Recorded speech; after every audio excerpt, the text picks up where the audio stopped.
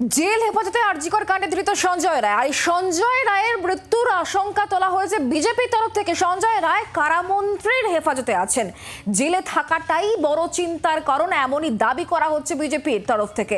সঞ্জয়ের বেঁচে থাকা জরুরি এমনই মন্তব্য করেছেন জগন্নাথ চট্টোপাধ্যায়। অভয়ার ধর্ষণ কাণ্ড, ধর্ষণ খুন কাণ্ড, এর যা গুরুত্ব, তাতে সঞ্জয় রায়ের বেঁচে থাকাটা খুব জরুরি। এই কারামন্ত্রীর হেফাজতে পশ্চিমবঙ্গ পুলিশের কারাতেই কিন্তু সঞ্জয় রায় রয়েছে। আর কারামন্ত্রী যদি ধনঞ্জয় রেফারেন্স দেন, তার মৃত্যুর কথা বলেন, তাকে ফাঁসিতে টাঙানোর কথা বলেন, আমাদের চিন্তার কারণ আছে। কারামন্ত্রীর মুখ থেকে কথা বেরোনো, তার হেফাজতেই সঞ্জয় রায় রয়েছে।